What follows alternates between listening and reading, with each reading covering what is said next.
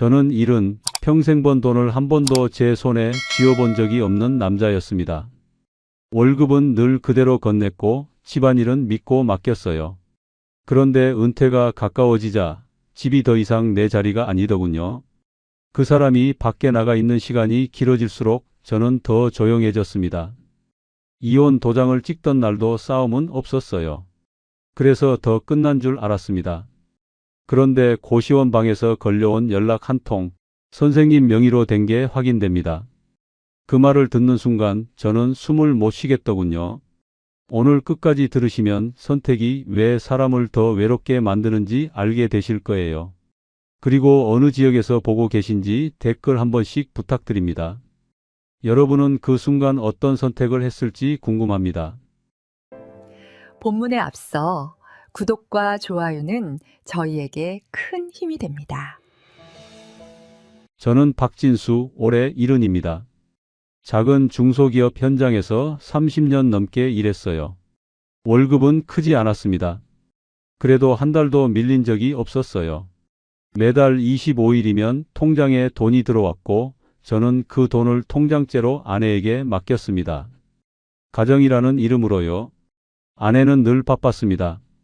정확히 말하면 집에 오래 있지 않았어요. 오전엔 문화센터에 갔습니다. 요가를 배운다고 했어요. 오후엔 카페에서 시간을 보냈고요. 주말엔 친구들과 짧은 여행을 다녀왔습니다. 저는 그걸 처음엔 사람 성격이 그런가 보다 하고 넘겼어요. 문제는 싸움이 아니었습니다. 부재였어요. 저녁 식탁에 마주 앉아도 아내는 피곤하다며 말을 줄였고 저도 더 묻지 않았습니다. 묻는 순간 왜 그걸 따지냐는 눈빛이 올까봐 그랬어요. 저는 혼잣말처럼 스스로를 달랬습니다. 나는 돈만 벌면 된다고요. 집은 아내가 알아서 굴리는 거라고요. 하지만 이상하게도 집에 들어올 때마다 제가 손님처럼 느껴지는 날이 늘었어요. 현관에 놓인 신발도, 냉장고 안반찬도, 거실의 공기도 어딘가 제 것이 아닌 느낌이었습니다. 퇴근하고 문을 열면 집은 조용했어요. 불은 켜져 있는데 사람 기척은 없었습니다. 거실 소파에 가방이 놓여 있을 때도 있었지만 아내는 방 안에 있었어요. 문이 닫혀 있었습니다. 저는 혼자 리모컨을 들고 소파에 앉았어요. 뉴스를 틀었습니다. 아나운서가 오늘의 날씨를 전했고 정치 뉴스가 이어졌어요. 저는 화면을 보고 있었지만 내용은 귀에 들어오지 않았습니다. 저녁은 냉장고에서 대충 꺼내 먹었어요. 반찬통 뚜껑을 열어 덜어내고 밥을 전자레인지에 데웠습니다. 혼자 먹는 밥은 빨리 식었어요. 저는 국 한 그릇 말아서 후루룩 넘겼습니다. 설거지를 하고 나면 할 일이 없었어요. 다시 소파에 앉아 채널을 돌렸습니다. 드라마가 나왔고 예능이 나왔고 또 뉴스가 나왔어요. 저는 그냥 리모컨만 눌렀습니다.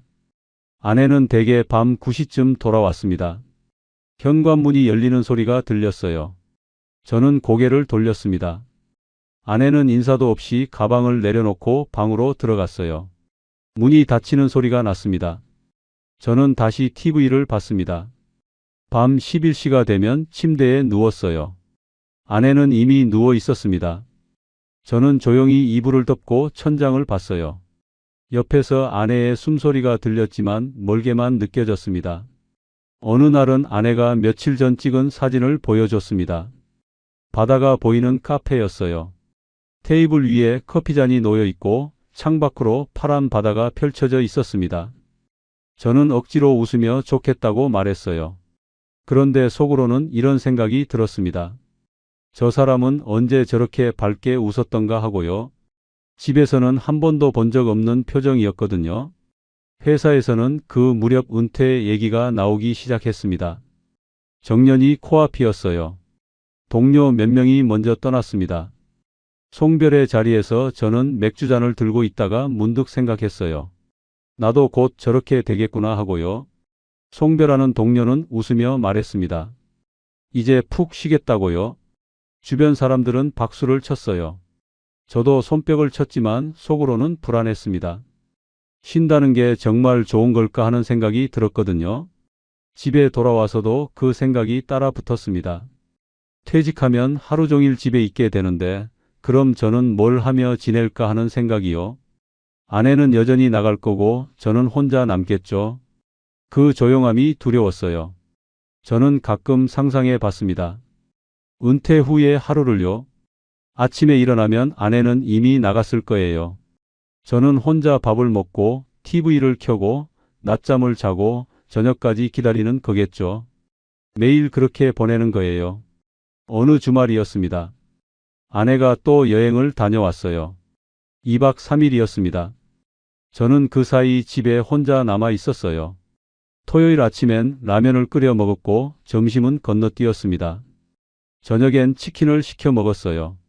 일요일은 더 길었습니다. 할 일이 없었거든요. 거실을 왔다 갔다 하고 소파에 앉았다 일어났다 했어요. 시계를 보면 시간은 느리게 갔습니다. 아내가 돌아온 건 일요일 저녁이었습니다. 가방을 들고 들어왔어요. 피곤한 표정이었습니다. 저는 어땠냐고 물었고 아내는 좋았다고 짧게 대답했어요.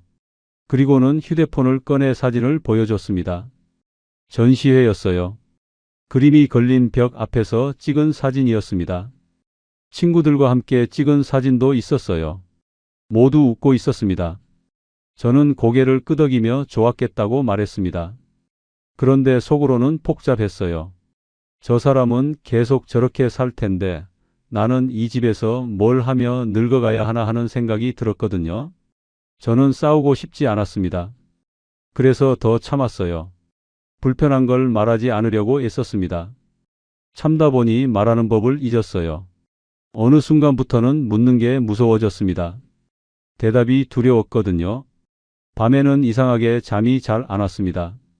침대에 누워 천장을 보고 있으면 옆에 누운 아내의 숨소리만 들렸어요. 같은 이불을 덮고 있는데도 마치 다른 공간에 있는 것 같았습니다. 저는 가끔 스스로에게 물었어요. 우리는 언제부터 이렇게 됐을까 하고요. 정확히 어느 순간부터였는지는 모르겠습니다. 다만 돌이켜보면 작은 틈이 조금씩 벌어져 있었던 것 같았어요. 회사에 있으면 그래도 역할이 있었습니다. 일이 있었고 해야 할 게 있었어요. 후배들이 저를 찾았고 현장에서 제 판단이 필요할 때가 있었습니다. 그런데 집에서는 제 자리가 없는 느낌이었어요. 아무것도 건드리지 않아도 집은 돌아갔습니다. 냉장고는 채워져 있었고 빨래는 돌아가고 청소는 되어 있었어요. 제가 없어도 아내의 하루는 그대로였습니다. 어느 날 저녁 저는 밥상 앞에 앉아 있다가 문득 생각했습니다. 이제 퇴직하면 저는 정말 여기서 뭘 하며 시간을 보내야 할까 하고요. TV를 보고 낮잠을 자고 혼자 산책을 나가고 그렇게 하루하루를 보내는 걸까요? 퇴직 후 시간을 어떻게 채워야 할까 하는 게 진짜 문제였습니다. 은퇴 날짜가 확정되고 나니 마음이 더 불편해졌습니다. 석 달 뒤였어요. 회사에서 공식 통보를 받은 날 저는 서류를 받아들고 자리에 앉아 있었습니다. 동료들은 축하한다고 했지만 저는 웃을 수가 없었어요. 회사에 있으면 그래도 역할이 있었습니다. 현장 책임자로서 챙겨야 할 것들이 있었고 누군가 저를 찾았어요. 후배들이 물어왔고 저는 대답해 줬습니다. 그런데 집에 있으면 제 자리가 없는 느낌이었어요. 퇴직 준비 기간이 시작됐습니다. 회사에서는 은퇴 교육을 받으라고 했어요. 강당에 모여 앉아 강사의 말을 들었습니다. 노후 준비, 건강관리, 여가생활. 강사는 밝게 웃으며 말했어요. 이제 새로운 인생이 시작된다고요. 저는 그 말을 들으며 고개를 끄덕였습니다. 하지만 속으로는 불안했어요. 새로운 인생이라니 저는 준비된 게 아무것도 없었거든요. 집에 돌아와서 아내에게 말했습니다. 석 달 뒤 퇴직한다고요? 아내는 고개를 끄덕이며 말했어요. 이제 좀 쉬라고요. 그동안 고생했으니 편하게 지내라고요. 그 말이 위로처럼 들려야 했는데 저는 이상하게도 거리두기처럼 느껴졌습니다. 마치 이제 당신 할 일은 끝났으니 조용히 있으라는 것 같았어요. 아내의 표정은 담담했습니다. 특별히 기쁜 것도 슬픈 것도 아니었어요. 그날 밤 저는 침대에 누워 생각했습니다. 퇴직하면 하루를 어떻게 보내야 할까 하고요. 아침에 일어나면 아내는 이미 나갔을 거예요. 저는 혼자 밥을 먹고 뭘 해야 할까요? 며칠 뒤였습니다. 회사에서 퇴직금 정산 예상 금액을 받았어요. 서류를 펴서 확인했습니다. 액수를 보니 허전했어요. 30년 넘게 일한 대가치고는 크지 않았지만 그래도 목돈이었습니다. 저는 이 돈을 아내에게 말해야 하나 고민했습니다. 하지만 입이 떨어지지 않았어요. 왜냐하면 그 돈 얘기를 꺼내는 순간 우리 앞으로 어떻게 살 거냐는 대화를 해야 할 것 같았거든요. 퇴직 2달 전쯤이었을 거예요. 아내가 또 여행을 다녀왔습니다. 2박 3일이었어요. 떠나는 날 아침 아내는 가방을 챙기며 말했습니다. 친구들과 바다 보러 간다고요? 저는 잘 다녀오라고 말했어요. 아내가 없는 이틀 동안 저는 집에 혼자 남아 있었습니다. 토요일 아침에 일어나니 집은 조용했어요. 냉장고를 열어 우유를 꺼내 마셨습니다. 점심은 라면을 끓여 먹었어요. 저녁은 편의점에서 도시락을 사왔습니다. 혼자 있는 시간이 길었습니다. TV를 켜도 뭘 보는지 몰랐어요. 채널을 이리저리 돌렸습니다. 거실을 걸어 다니다가 소파에 앉고 또 일어났어요. 시계를 보면 시간은 느리게 갔습니다. 일요일은 더 길었습니다.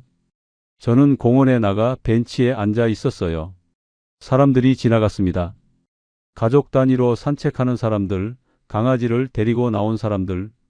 저는 그들을 보다가 문득 생각했어요. 퇴직하면 매일 이렇게 되는 건가 하고요. 아내가 돌아온 건 일요일 저녁이었습니다. 현관문이 열리는 소리가 들렸어요. 저는 거실에서 일어나 인사했습니다. 아내는 피곤한 표정으로 잘 있었냐고 물었고 저는 그렇다고 대답했어요. 그리고 아내는 아무렇지 않게 휴대폰을 꺼내 사진을 보여줬습니다. 바다였어요. 파도가 치는 해변이 보였고 카페 테라스에서 찍은 사진도 있었습니다. 친구들과 함께 웃고 있는 모습이었어요. 전시회에 다녀온 인증샷도 있었습니다. 저는 억지로 웃으며 좋았겠다고 말했습니다. 날씨는 어땠냐고 물었어요. 아내는 좋았다고 짧게 대답했습니다. 그리고 피곤하다며 방으로 들어갔어요. 저는 거실에 혼자 남아 앉아 있었습니다. 그때 이런 생각이 들었어요. 나는 퇴직하면 하루 종일 여기 있을 텐데 저 사람은 계속 저렇게 나갈 거고 나는 더 조용해지겠지 하는 생각이요. 그 조용함이 두려웠습니다. 소리 없는 집에 혼자 남겨지는 느낌이 견딜 수 없을 것 같았어요. 아침에 일어나면 아내는 나가고 저는 혼자 식사를 하고 혼자 TV를 보고 혼자 산책을 나가고 저녁까지 기다리는 거겠죠. 저는 싸우고 싶지 않았습니다. 그래서 더 참았어요. 불편한 걸 내색하지 않으려고 애썼습니다. 아내가 외출 계획을 얘기하면 고개를 끄덕였고 늦게 들어와도 괜찮다고 말했어요. 참다 보니 어느새 말하는 법을 잊었습니다. 식사 시간에도 말이 없었어요. 아내는 휴대폰을 보고 저는 밥을 먹었습니다. 묻고 싶은 게 있었지만 입이 떨어지지 않았어요. 퇴직 1달 전쯤이었습니다. 회사에서 마지막 프로젝트를 정리하고 있었어요. 후배들에게 인수인계를 했습니다. 서류를 넘겨주고 설명을 해주고 질문에 답했어요. 그 과정이 쓸쓸했습니다. 집에 돌아오는 길이었습니다. 버스를 타고 창밖을 봤어요. 30년 넘게 다닌 길인데 낯설게 느껴졌습니다. 이제 곧 이 길을 다니지 않게 되는구나 하는 생각이 들었어요. 집에 들어서니 아내는 없었습니다. 냉장고에 쪽지가 붙어 있었어요. 오늘 늦는다고 적혀 있었습니다. 저는 혼자 저녁을 차렸어요. 남은 반찬을 덜어내고 밥을 데웠습니다. 혼자 먹는 저녁이었습니다. 국을 떠먹으며 생각했어요. 퇴직하면 매일 이렇게 되는 건가 하고요. 식사를 마치고 설거지를 했습니다. 그리고 소파에 앉아 뉴스를 켰어요. 밤 10시가 넘어 아내가 돌아왔습니다. 현관문이 열리는 소리가 들렸어요. 저는 고개를 돌렸지만 아내는 인사도 없이 방으로 들어갔습니다. 문이 닫히는 소리가 났어요. 저는 그날 밤 잠을 이루지 못했습니다. 침대에 누워 생각했어요. 이대로는 안 되겠다고요. 이렇게 서로 없는 사람처럼 지낼 바엔 차라리 정리하는 게 낫겠다는 생각이 들었습니다. 적어도 제가 먼저 선택하는 게 낫겠다 싶었어요. 버림받기 전에, 필요 없어지기 전에 제가 먼저 결정하는 거라고 스스로를 달랬습니다. 며칠이 지났습니다. 저는 마음을 정했어요. 말을 꺼내야겠다고요. 그런데 어떻게 시작해야 할지 몰랐습니다. 밤마다 연습했어요. 이제 각자 편하게 살자고 그렇게 말하면 되는 거라고요. 어느 저녁이었습니다. 밥상을 마주하고 앉아 있었어요. 아내는 반찬을 덜어 먹고 있었고 저는 국그릇을 들고 있었습니다. 손이 떨렸어요. 저는 조용히 말했습니다. 이제 각자 편하게 살자고요.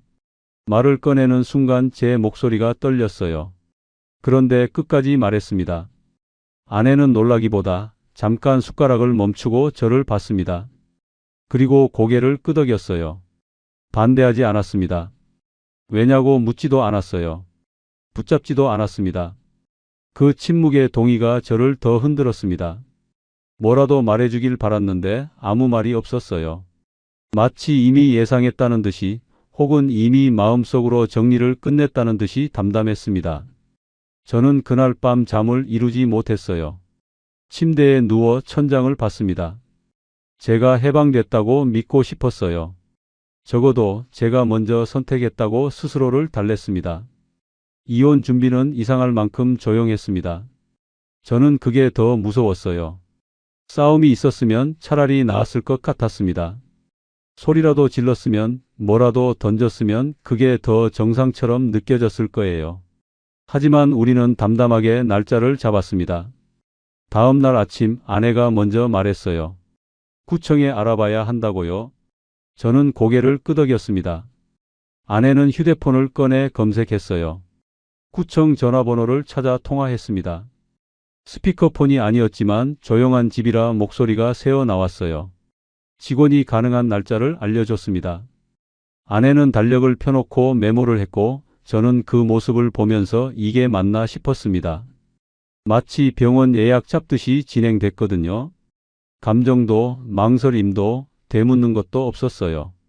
그저 일정을 확인하고 날짜를 고르고 확정하는 거였습니다. 서류를 준비하는 과정도 그랬습니다. 아내가 필요한 서류 목록을 프린트해 왔어요. 주민등록 등본, 가족관계 증명서, 혼인관계 증명서. 저는 그 종이를 받아 들고 읽었습니다. 글자가 눈에 잘 들어오지 않았어요. 며칠 뒤 저는 구청에 갔습니다. 서류를 뽑으러요. 번호표를 뽑고 의자에 앉아 기다렸어요. 사람들이 오가고 아이들이 뛰어다니고 노인분들이 대화를 나눴습니다. 저는 그냥 번호판만 봤어요. 제 번호가 불렸습니다. 창구로 가서 신분증을 내밀었어요. 직원은 무심하게 서류를 출력했습니다. 수수료를 냈고 서류를 받아들었어요. 종이 냄새가 났습니다. 집으로 돌아오는 길이었습니다. 버스에 앉아 가방 속 서류를 만졌어요. 종이의 질감이 손끝에 느껴졌습니다. 창밖을 보니 평범한 오후였어요. 사람들은 걷고 차들은 지나가고 세상은 그대로였습니다. 집에 도착해서 서류를 펴놓고 확인했습니다. 결혼한 날짜가 적혀 있었어요. 저는 그 날짜를 보다가 멈췄습니다. 그날이 언제였는지 가물가물했거든요. 기억은 나는데 감정은 떠오르지 않았어요. 사진첩을 꺼내 확인하지도 않았습니다. 도장도 준비했습니다. 서랍 깊숙한 곳에 있던 도장을 꺼냈어요. 먼지가 앉아 있었습니다. 티슈로 닦아냈어요. 이 도장으로 결혼신고를 했고 이제 이 도장으로 이혼신고를 하는구나 하는 생각이 들었습니다. 도장을 손바닥에 올려놓고 봤습니다. 작고 차가웠어요. 이게 제 이름이 새겨진 것인데 낯설게 느껴졌습니다. 그 무렵 재산 이야기가 나왔습니다. 어느 저녁 아내가 조용히 말했어요. 어떻게 나눌 거냐고요? 저는 입을 다물었습니다. 순간 궁금했어요. 그렇게 자주 나가도 생활이 어떻게 유지됐는지, 통장에 얼마가 남아있는지, 제 이름으로 뭐가 있는지. 하지만 물어보지 못했습니다. 말을 꺼내는 순간 초라해질 것 같았거든요. 30년을 벌었는데 지금 와서 돈을 따지는 사람으로 보일까 봐요. 돈에 집착하는 사람처럼 비칠까봐 저는 스스로 삼켰습니다. 그냥 반반으로 하자고 말했어요. 아내는 고개를 끄덕였습니다. 구체적인 내용은 나중에 정리하자고 했어요. 저도 알겠다고 대답했습니다. 아내도 먼저 말하지 않았습니다. 당신 앞으로 얼마 남겨둘까? 생활비는 어떻게 할까? 그런 질문이 없었어요. 그저 담담하게 반반이라는 말만 오갔습니다. 그 사이 집은 더 비어 보였습니다. 원래도 조용했지만 이제는 공기까지 달랐어요. 무게가 없는 공기 같았습니다. 아내는 여전히 외출했고 저는 퇴직을 앞둔 몸으로 집에 남아 있었습니다. 시간을 어떻게 처리해야 할지 몰랐어요. 아침에 일어나면 할 일이 없었습니다. 세수를 하고 옷을 갈아입고 거실로 나왔어요. 그 다음이 문제였습니다. 거실에 앉아 TV를 켰습니다. 뉴스가 나왔어요. 아나운서가 오늘의 소식을 전했습니다. 저는 화면을 보고 있었지만 내용이 귀에 들어오지 않았어요. 그냥 소리만 흘러갔습니다. 채널을 돌렸습니다. 드라마, 예능, 다큐멘터리. 계속 리모컨을 눌렀어요. 뭘 보는지도 몰랐습니다. 그저 화면만 바뀔 뿐이었어요. 점심시간이 되면 냉장고를 열었습니다. 반찬통이 몇 개 있었어요. 김치, 된장찌개, 멸치볶음. 그런데 손이 가지 않았습니다. 식욕이 없었어요. 저는 가끔 라면을 끓여 먹었습니다. 냄비에 물을 붓고 가스레인지를 켰어요. 물이 끓는 소리가 컸습니다. 면을 넣고 스프를 풀고 계란을 넣었어요. 그 과정이 유난히 길게 느껴졌습니다. 먹고 나면 설거지를 했어요.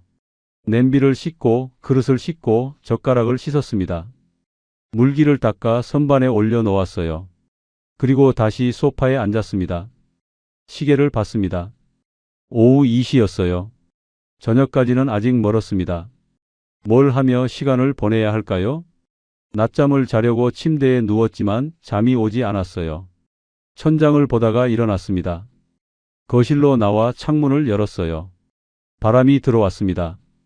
밖을 내다봤어요. 아파트 단지가 보였고 사람들이 걷고 있었습니다. 저는 그 모습을 한참 봤어요. 창문을 닫고 다시 소파에 앉았습니다. 시계를 봤어요. 오후 3시였습니다. 1시간이 지났는데 뭘 한 건지 모르겠었어요. 아내가 외출했다 돌아온 날이었습니다. 저녁 무렵이었어요. 현관문이 열리는 소리가 들렸습니다. 저는 고개를 돌렸지만 인사하지 않았어요. 아내도 말이 없었습니다. 가방을 내려놓고 방으로 들어갔어요. 문이 닫혔습니다. 저는 거실에 그대로 앉아 있었습니다. TV는 켜져 있었지만 무슨 프로그램인지 몰랐어요. 그냥 빛과 소리만 있을 뿐이었습니다. 밤이 됐습니다. 저는 잠을 이루지 못했어요. 침대에 누워 있는데 잠이 오지 않았습니다. 옆에서 아내의 숨소리가 들렸어요. 규칙적이고 깊은 숨소리였습니다. 저만 깨어 있었어요. 조용한 집에서 들리는 건 냉장고 소리와 시계 초침뿐이었습니다. 저는 그 소리들을 들으며 생각했어요. 이혼이라는 단어가 무섭다기보다 내가 이 집에서 필요 없어진 느낌이 괴로웠습니다. 원래도 제 자리가 없다고 느꼈지만 이제는 아예 없어지는 거였어요. 도장을 찍는 날도 담담했습니다. 아침에 일어나 세수를 하고 옷을 갈아입었어요. 평소처럼 면도를 했습니다. 거울을 보니 낯선 얼굴이 보였어요. 제 얼굴인데 제 얼굴 같지 않았습니다. 아내도 준비를 했어요. 방에서 나와 가방을 챙겼습니다. 서류를 확인하고 도장을 넣었어요. 평소처럼 조용히 움직였습니다. 화장도 하지 않았어요. 우리는 말없이 집을 나섰습니다. 현관문을 잠그는 소리가 유난히 크게 들렸어요. 복도를 걸어 엘리베이터를 탔습니다. 버튼을 누르고 내려가는 동안 둘 다 말이 없었어요. 밖으로 나오니 날씨가 흐렸습니다. 바람이 불었어요. 저는 재킷 지퍼를 올렸습니다. 아내는 가방을 꽉 쥐고 걷기 시작했어요. 버스 정류장까지 걸어갔습니다. 나란히 걸었지만 말이 없었어요. 발소리만 들렸습니다. 정류장에 도착해서 버스를 기다렸어요. 사람들이 몇 명 있었습니다. 버스가 왔습니다. 우리는 뒷자리에 앉았어요. 창가에 아내가 앉고 저는 통로 쪽에 앉았습니다. 버스가 출발했어요. 버스 안에서 둘은 말이 없었습니다. 창밖 풍경이 지나갔지만 아무것도 눈에 들어오지 않았어요. 사람들은 각자 휴대폰을 보거나 졸고 있었습니다. 저는 무릎 위에 손을 올려놓고 가만히 있었어요. 손바닥에 땀이 났습니다. 신호등에서 버스가 멈췄습니다. 횡단보도를 사람들이 건넜어요. 아이를 손잡고 걷는 부부가 보였습니다. 저는 그 모습을 보다가 고개를 돌렸어요. 버스가 다시 출발했습니다. 안내 방송이 나왔어요. 다음 정류장을 알렸습니다. 저는 시계를 봤어요. 약속 시간까지 10분 남았습니다. 구청에 도착했습니다. 버스에서 내려 건물 쪽으로 걸어갔어요. 입구가 보였습니다. 사람들이 드나들고 있었어요. 저는 한 발 한 발 걸었습니다.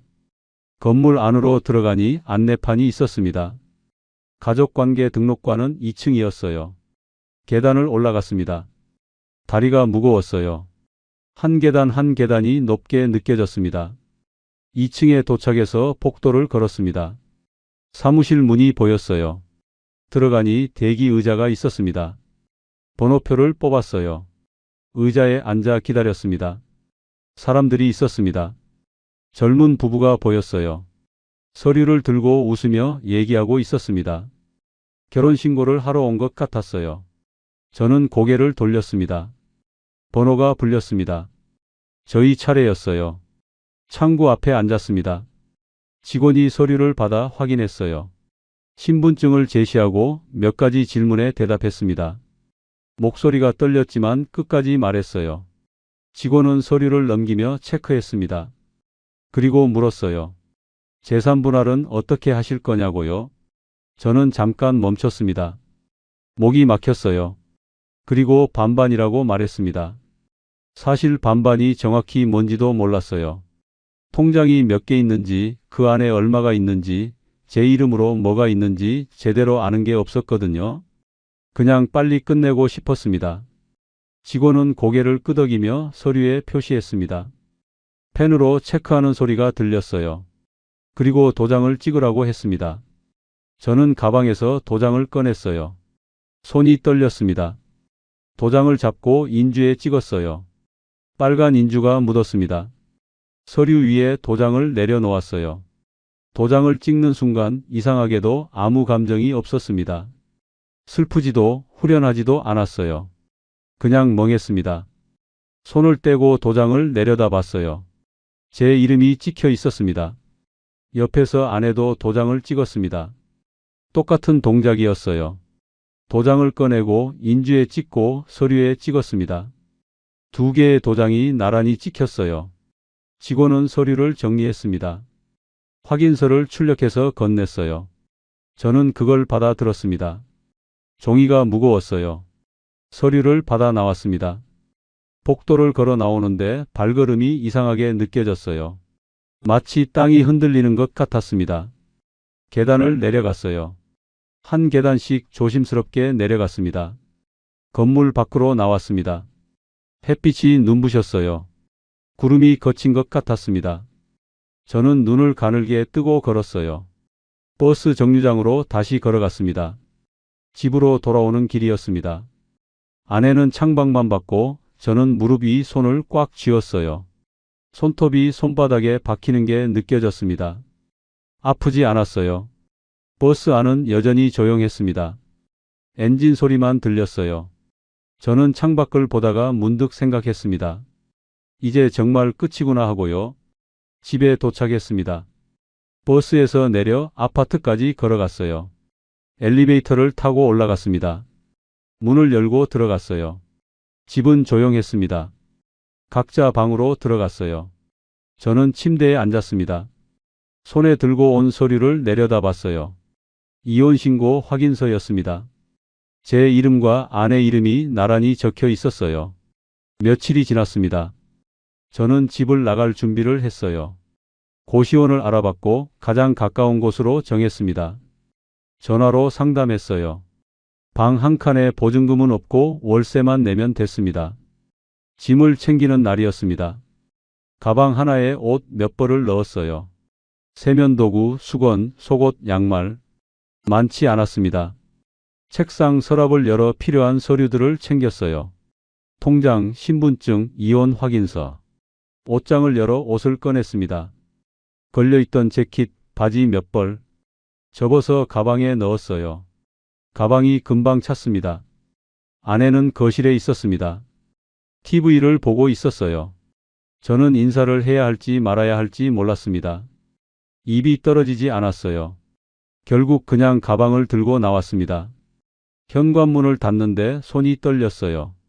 며칠 뒤 고시원으로 들어갔습니다. 걸어서 20분 정도 걸렸어요. 가방을 들고 걷는데 무겁지 않았습니다. 오히려 가벼웠어요. 이게 제 전부구나 하는 생각이 들었습니다. 고시원 입구에서 사장에게 돈을 냈습니다. 한 달치 월세였어요. 현금으로 냈습니다. 영수증을 받고 열쇠를 받았어요. 3층 305호였습니다. 계단을 올라갔습니다. 엘리베이터는 없었어요. 가방을 들고 한 계단씩 올라갔습니다. 숨이 찼어요. 3층에 도착해서 복도를 걸었습니다. 305호 문 앞에 섰어요. 열쇠를 꽂아 문을 열었습니다. 방은 작았어요. 책상 하나, 침대 하나, 작은 옷장이 전부였습니다. 창문은 있었지만 환기구처럼 작았어요. 햇빛이 거의 들어오지 않았습니다. 가방을 내려놓고 침대에 앉았습니다. 침대가 삐걱거렸어요. 방 안을 둘러봤습니다. 벽지는 오래됐고 천장에는 얼룩이 있었어요. 형광등이 깜빡거렸습니다. 저는 한참을 그렇게 앉아 있었어요. 처음엔 편했습니다. 아무도 뭐라 하지 않았어요. 제가 언제 일어나도 언제 자도 상관없었습니다. 밥도 대충 편의점에서 사 먹었고 TV도 마음대로 켰어요. 며칠은 그렇게 보냈습니다. 낮에는 나가서 공원을 걷거나 도서관에 앉아 있었어요. 저녁엔 돌아와서 누웠습니다. 하지만 밤이 길어졌습니다. 벽이 얇았어요. 옆방에서 기침 소리가 들렸습니다. 위층에서 발소리가 들렸어요. 창문 밖 소음이 자꾸 깨어나게 했습니다. 자동차 소리, 사람들 목소리, 오토바이 소리. 저는 잠을 이루지 못했습니다. 뒤척이다가 휴대폰을 켰어요. 시간을 확인했습니다. 새벽 2시였어요. 그때부터 저는 휴대폰을 자주 만졌습니다. 연락할 사람은 딱히 없었어요. 연락처를 내려봤습니다. 이름들이 보였지만 누구에게도 전화하고 싶지 않았어요. 습관처럼 화면만 켰습니다. 어느 밤 침대에 누워 생각했습니다. 내가 이긴 건가 하는 생각이요. 그 질문이 슬쩍 고개를 들었습니다. 제가 먼저 이혼을 말했고 제가 나왔으니 제가 선택한 거잖아요. 그럼 제가 이긴 건가요? 그리고 그 질문은 곧 이렇게 바뀌었습니다. 나는 뭘 얻은 거지? 고시원 생활이 익숙해질 즈음이었습니다. 한 달쯤 지났을 때였어요. 아침에 일어나 세수를 하고 편의점에서 삼각김밥을 사고 공원을 걷고 돌아와 누워있는 일상이 반복됐습니다.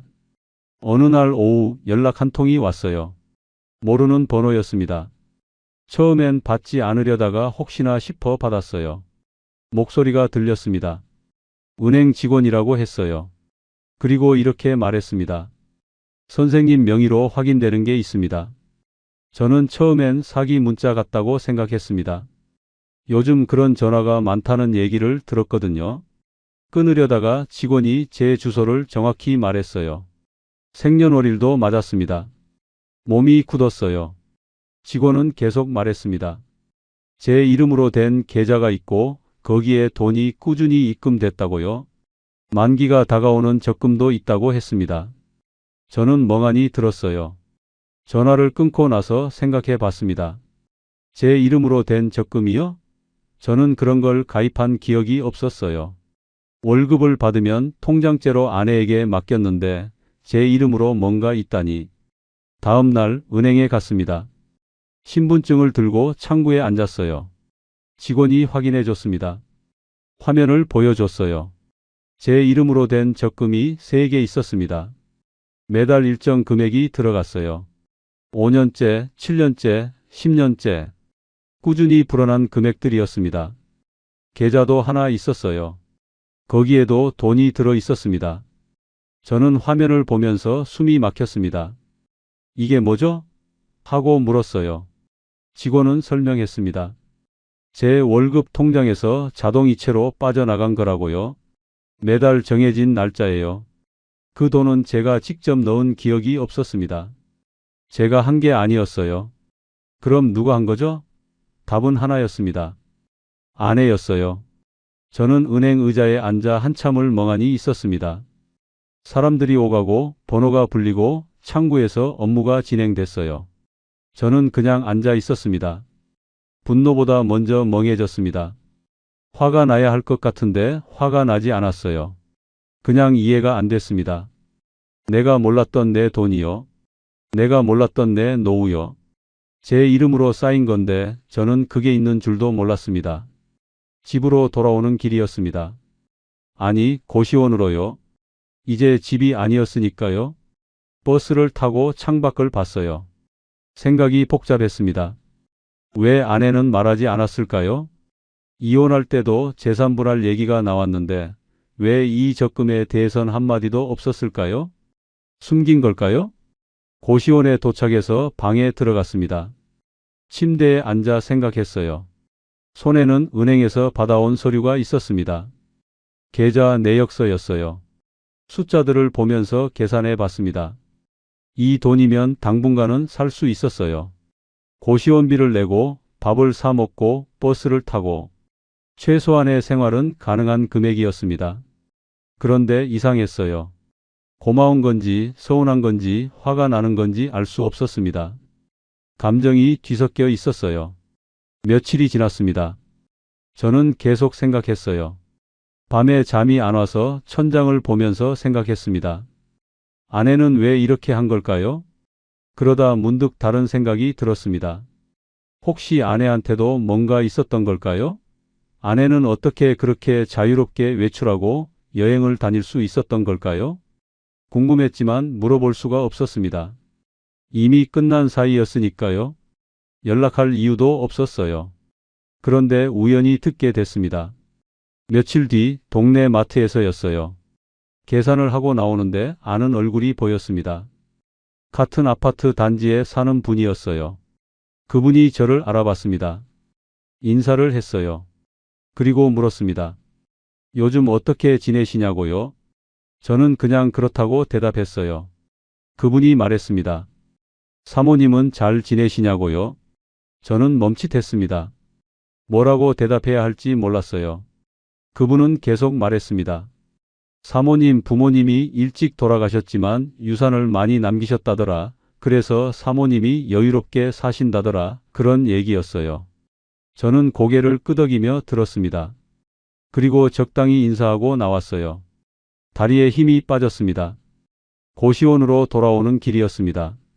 그분의 말이 머릿속을 맴돌았어요. 아내는 원래부터 부모에게 물려받은 기반이 있었다는 것, 그게 있으니 삶이 여유로웠다는 것. 방에 들어와 앉았습니다. 손을 깍지 끼고 생각했어요. 그 순간 제 머릿속이 복잡해졌습니다. 여러 생각이 한꺼번에 밀려왔어요. 그럼 그 사람은 처음부터 나를 이용한 걸까? 제 월급만 받아서 모아두고 본인은 부모 유산으로 자유롭게 산 걸까? 저를 돈 버는 기계처럼 생각한 걸까? 그 생각이 들자 화가 났습니다. 가슴이 답답했어요. 주먹을 쥐었습니다. 하지만 그 다음 생각이 더 아팠습니다. 아니라, 잠깐만. 저는 아내를 뭐라고 생각했죠? 놀기만 하는 사람이라고 단정해 버렸잖아요. 문화센터 가고, 카페 가고, 여행 다니는 걸 보면서 저는 속으로 뭐라고 생각했나요? 저 사람은 돈도 안 벌면서 놀기만 한다. 나는 죽어라 일하는데? 그렇게 생각했어요. 그런데 알고 보니 아내는 제 노후를 준비하고 있었던 거잖아요. 제 이름으로 적금을 들고 계좌에 돈을 모으고. 제가 모르게 말이에요. 그럼 저는 뭐였나요? 저는 나대로 돈만 벌면 된다며 묻지 않았잖아요. 궁금한 게 있어도 물어보지 않았어요. 아내가 뭘 하는지, 어떻게 사는지, 무슨 생각을 하는지 물어보면 싸울 것 같아서 귀찮아질 것 같아서, 괜히 감정 소모할 것 같아서 안 물어봤어요. 그냥 제 일만 했습니다. 저는 침대에 누웠습니다. 천장을 봤어요. 형광등이 깜빡거렸습니다. 그때 깨달았습니다. 이혼으로 끝난 게 아니었어요. 서로를 모른 채 살아온 시간이 끝난 거였습니다. 저는 아내를 몰랐어요. 아내가 뭘 좋아하는지, 왜 자주 나가는지, 무슨 생각으로 사는지. 30년을 같이 살았는데 몰랐어요. 아내도 저를 몰랐을 거예요. 제가 회사에서 뭘 하는지, 무슨 고민이 있는지, 퇴직이 왜 두려운지. 말하지 않았으니 알 수가 없었겠죠. 우리는 한 집에 살았지만 따로 살았던 겁니다. 같은 공간에 있었지만 다른 세계에 있었어요. 서로에게 관심이 없었던 게 아니라 관심을 표현하는 법을 몰랐던 거예요.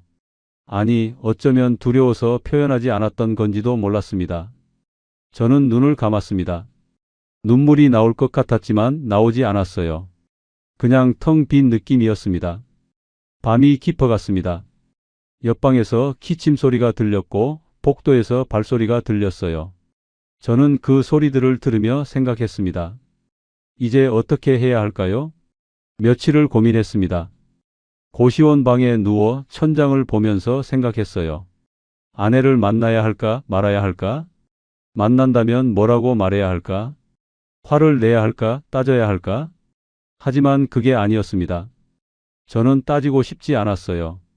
누가 옳고 그른지 가리고 싶지도 않았습니다. 그냥 제 마음이 어떤 모양인지 확인하고 싶었어요. 어느 날 오후 저는 아내에게 연락했습니다. 휴대폰을 들고 한참을 망설였어요. 번호를 누르고 지우고 다시 누르고 그렇게 몇 번을 반복하다가 통화 버튼을 눌렀습니다. 신호음이 울렸습니다. 한 번, 두 번, 세 번. 받지 않으면 끊으려고 했어요. 네 번째 신호음이 울렸을 때 연결됐습니다. 아내의 목소리가 들렸어요. 여보세요? 여전히 담담한 목소리였습니다. 저는 잠깐 말이 막혔어요. 그리고 입을 열었습니다. 나야. 시간 있어? 짧은 침묵이 흘렀습니다. 그리고 아내가 대답했어요. 언제? 저는 말했습니다. 내일 괜찮아? 아내는 알겠다고 했어요. 시간과 장소를 정했습니다. 역 앞 카페로 하자고 했어요. 아내는 좋다고 대답했습니다. 전화를 끊고 나서 손이 떨렸습니다. 무슨 말을 해야 할지 몰랐어요. 밤새 잠을 이루지 못했습니다. 뒤척이다가 일어나고 물을 마시고 다시 누웠어요. 다음 날 아침이 왔습니다. 일어나서 세수를 하고 거울을 봤어요. 얼굴이 상했습니다. 수염을 깎고 옷을 갈아입었어요. 깨끗한 셔츠를 꺼내 입었습니다. 고시원을 나와 역으로 걸어갔습니다. 이른 시간이었어요. 약속은 오후 2시였지만 저는 1시에 나왔습니다. 카페 근처를 걸었어요. 시간을 보냈습니다. 카페 앞에 도착했습니다. 유리창 너머로 안이 보였어요. 사람들이 앉아 있었습니다. 커피를 마시고 노트북을 하고 책을 읽고 있었어요. 저는 문을 열고 들어갔습니다. 종이 딸랑거렸어요. 카운터로 가서 아메리카노를 주문했습니다. 돈을 내고 진동배를 받았어요. 창가 자리에 앉았습니다. 밖이 보이는 자리였어요. 사람들이 지나갔습니다. 저는 그 모습을 보면서 기다렸어요. 진동벨이 울렸습니다. 카운터로 가서 커피를 받아왔어요. 자리에 앉아 한 모금 마셨습니다. 뜨거웠어요. 시계를 봤습니다. 1시 50분이었어요. 10분 남았습니다. 저는 커피잔을 들고 창밖을 봤어요. 손에 땀이 났습니다. 2시가 됐습니다. 카페 문이 열렸어요. 저는 고개를 돌렸습니다. 아내였습니다. 아내는 저를 봤어요. 잠깐 멈칫했습니다. 그리고 걸어왔어요. 저는 일어나지 않았습니다. 그냥 앉아서 봤어요. 아내가 자리에 앉았습니다. 마주 앉았어요. 주문할래? 제가 물었습니다. 아내는 고개를 저었어요. 괜찮아. 둘 다 말이 없었습니다. 저는 커피잔을 만졌어요. 아내는 가방을 무릎에 올려놓고 있었습니다. 카페 안에서 음악이 흘렀어요. 잔잔한 피아노 소리였습니다. 시간이 흘렀습니다. 1분, 2분, 어쩌면 더 길었을지도 모르겠어요. 그들은 오래 말이 없었습니다. 저는 창밖을 봤어요. 아내는 손을 가지런히 모으고 있었습니다. 저는 입을 열었습니다. 적금 얘기 들었어. 아내는 고개를 들었어요. 저를 봤습니다. 표정은 담담했어요. 은행에서 연락 왔더라. 저는 계속 말했습니다. 내 이름으로 된 게 있다고. 적금이랑 계좌. 아내는 고개를 끄덕였습니다. 대답은 하지 않았어요. 저는 커피잔을 내려놓았습니다. 왜 말 안 했어? 묻고 싶었지만 말이 나오지 않았어요. 대신 이렇게 말했습니다. 진수는 결국 이렇게 말했습니다. 왜 말 안 했냐가 아니라 내가 왜 끝까지 묻지 못했는지 알겠더라. 아내는 저를 봤어요. 눈빛이 흔들렸습니다. 저는 계속 말했습니다. 나는 당신을 놀기만 하는 사람으로 봤어. 문화센터 가고 카페 가고 여행 다니는 걸 보면서 속으로 뭐라고 생각했는지 알아? 목소리가 떨렸습니다. 나는 일하는데 저 사람은 논다. 그렇게 생각했어. 그런데 알고 보니 당신은 내 노후를 준비하고 있었더라. 아내의 눈에 눈물이 고였습니다. 하지만 흘리지 않았어요. 저는 한숨을 쉬었습니다. 근데 나도 마찬가지야. 돈만 벌면 된다고 생각했어. 물어보는 게 귀찮았고 알고 싶지도 않았어. 우리는 서로를 몰랐던 거야. 아내는 변명하지 않았습니다. 다만 고개를 숙였어요. 한참을 그렇게 있다가 조용히 한 문장만 말했습니다. 당신이 무너지지 않길 바랐어. 그 말이 작았지만 선명하게 들렸습니다. 저는 숨이 막혔어요. 당신이 평생 일했잖아. 힘들었을 거 아냐? 나는 부모님 유산이 있었으니까 괜찮았어. 그래서 당신 월급만큼은 고스란히 모으고 싶었어. 당신 노후를 위해서. 아내는 말을 이었습니다. 말하면 당신이 부담스러워할 것 같았어. 내가 뭘 가졌다는 걸 알면 자존심 상할까봐. 그래서 조용히 했어. 진수는 그 말을 듣고 화를 내지 못했습니다. 화를 낼 수가 없었어요. 고마움도 미움도 아닌 감정이 목을 막았습니다. 뭐라고 말해야 할지 몰랐어요. 저는 고개를 숙였습니다. 눈물이 날 것 같았지만 참았어요. 미안해. 그 말밖에 나오지 않았습니다. 아내도 말했습니다. 나도 미안해. 말했어야 했는데. 둘은 한참을 그렇게 앉아 있었습니다. 카페 안은 여전히 시끄러웠어요. 사람들이 웃고 커피 머신이 돌아가고 음악이 흘렀습니다. 하지만 우리 자리만 조용했어요. 시간이 더 흘렀습니다. 아내가 먼저 일어났어요. 나 가봐야 해.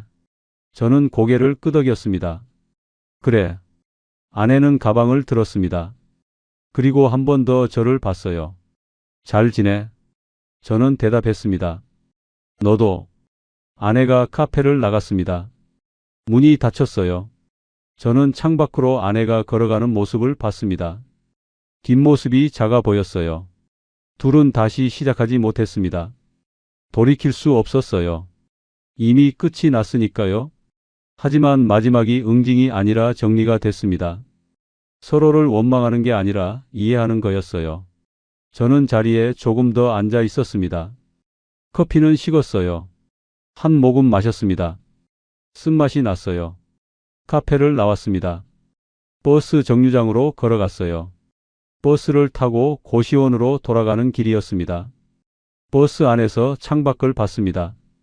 해가 기울고 있었어요. 저녁이 다가오고 있었습니다. 진수는 돌아오는 길 처음으로 자기에게 솔직해졌습니다. 창밖을 보면서 생각했어요. 나는 돈을 잃은 게 아니라 함께 늙는 법을 잃었구나. 버스가 멈췄습니다. 제가 내릴 정류장이었어요. 일어나서 내렸습니다. 고시원까지 걸어갔어요. 방에 들어와 침대에 앉았습니다. 창문을 열었어요. 바람이 들어왔습니다. 시원했어요. 저는 손을 펴고 봤습니다. 주름이 깊었어요. 언제 이렇게 늙었나 싶었습니다. 앞으로 어떻게 살아야 할까요?